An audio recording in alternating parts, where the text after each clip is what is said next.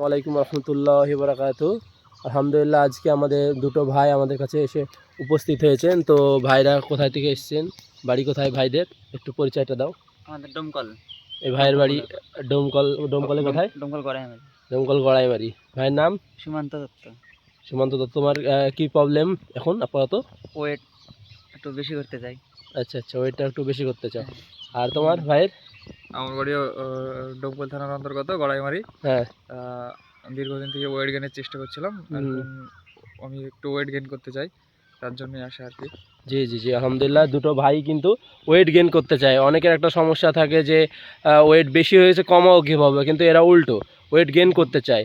তো ইনশাল্লাহ এটাও সম্ভব। তাদের শরীরে যদি ইনসুলিন ক্ষমতা, উৎপাদন ক্ষমতা যদি ঠিকঠাক থাকে, তো ইনশাল্লাহ কিন্তু ওরা কিন্তু ওয়েট গেইন করতে পারবে। তার জন্য কি করতে হবে, প্রোটিনের পরিমাণটা স্বাভাবিক যে পরিমাণে যে প্রোটিন লাগে একটা সুস্থ স্বাভাবিক মানুষের, তার থেকে কিন্তু বেশি পরিমাণে প্রোটিন নিয়ে তাই কিন্তু ওয়েট গেইন এক্সারসাইজগুলো করতে হবে। মানে ওয়েট নিয়ে তোমাকে ব্যায়ামগুলো করতে হবে, তাহলে ইনশাল্লাহ আস্তে আস্তে কিন্তু তোমার ওয়েটটা কিন্তু বেড়ে যাবে।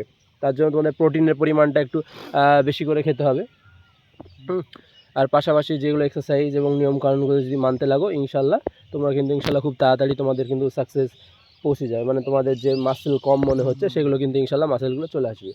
আসসালামু আলাইকুম।